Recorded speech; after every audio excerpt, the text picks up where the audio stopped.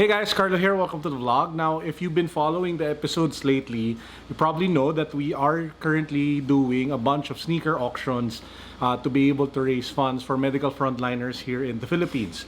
So the goal is to buy them more PPEs and to provide them as well with food through two NGOs or charities or foundations. I'm talking about Feed Philippines as well as the PLDT Smart Tulong Kapatid Foundation.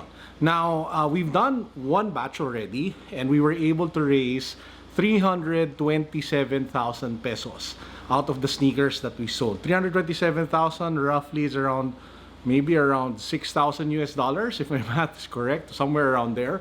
And we're currently in the second wave. And in the second wave, we have the Off-White Jordan 5, we have the Off-White Blazer, we have a couple of sneakers that were donated by several celebrities, including Third Year Ravenna, Slick Rick, Bill Castaneda of Crep Protect Philippines, and a bunch of other really cool stuff. So I'll put the link down below to the Facebook page, to the post where you can actually bid.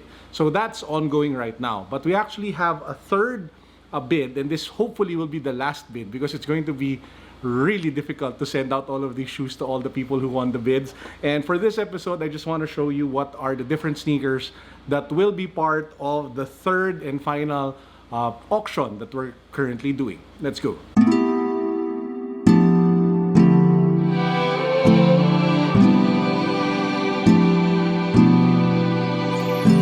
What I'll do now is I'll share with you one at a time what are the shoes that's sent over for this auction.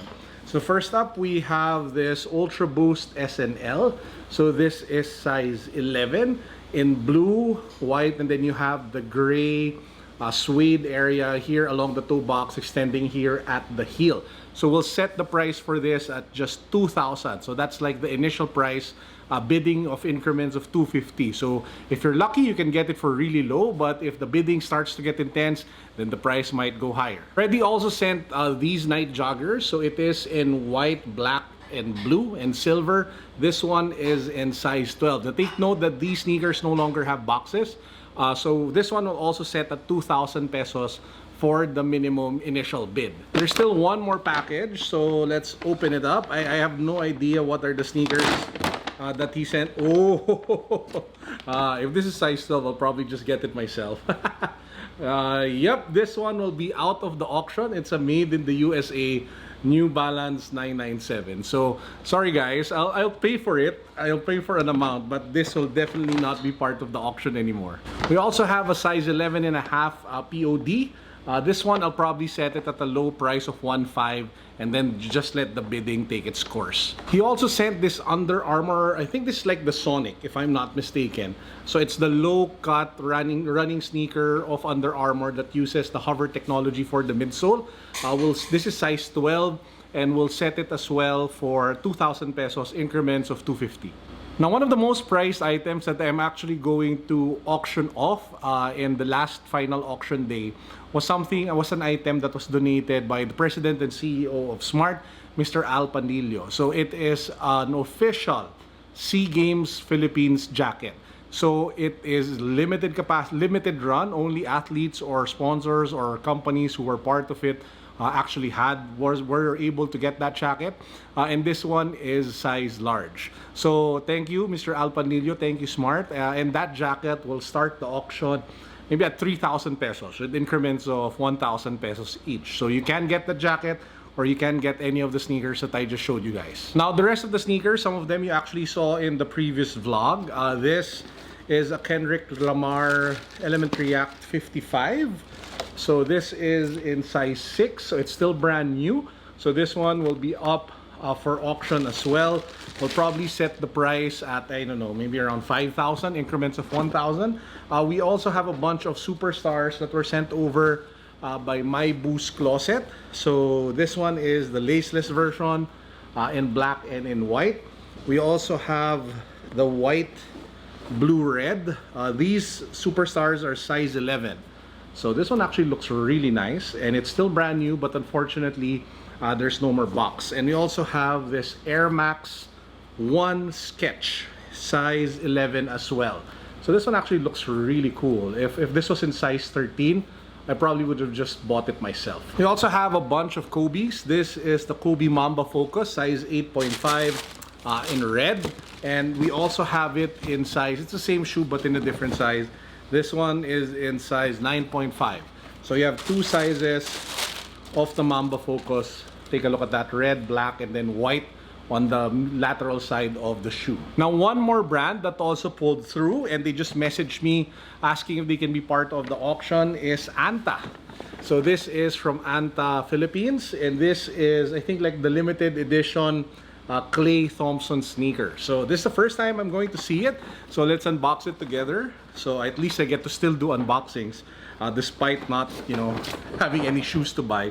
I don't know what this is called. It just says China Clay on the box. This is in size 9. One of the funkiest and nicest looking boxes I've seen. And if we slide this one open, it'll probably have the same design. So Anta basketball. Wow. Yeah, well, number one, it comes with a phone case. That's not something you see every day. It also comes with a lanyard. That's cool. And then we get to the actual shoe. Bam! Guys, take a look at that. So you have different prints, NYC, China, keep moving. Wow, this looks really nice. You have a knit upper that's reinforced. It also comes with a baller band over here. Wow, this is really packed. I mean, you get a ton of stuff in this. So this one is in size 9, and it will also be part of the auction. Wait, there's still more stuff. Wow, this is like a really packed box. It comes with patches. So Oaklandish. You have the jersey. You have different marks. Oh, this is really nice. So this one is a pack of Clay Thompson stuff. And we also have, oh, we have the other shoe. Oh, ooh, there's a ton of stuff in here.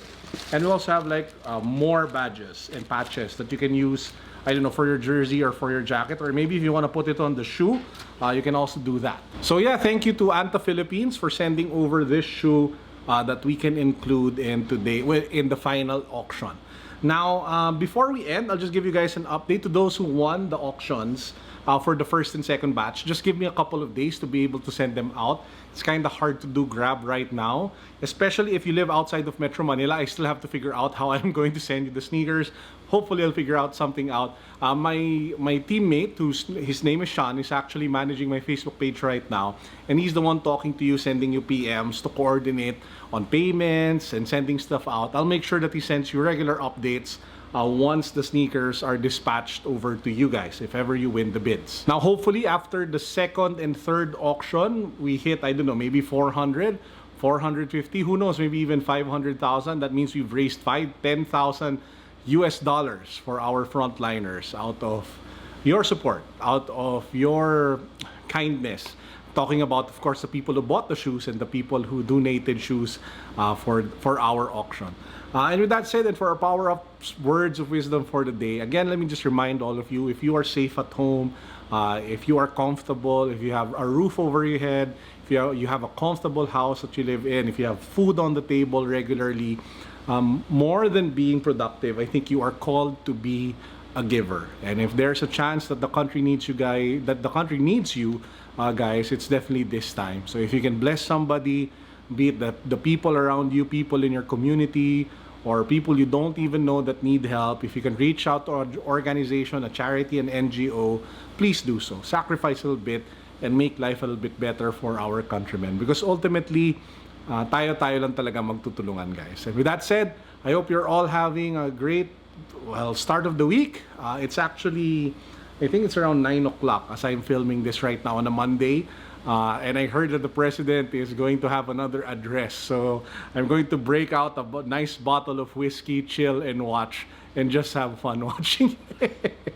Anyway, peace. God bless. What's up? Boom.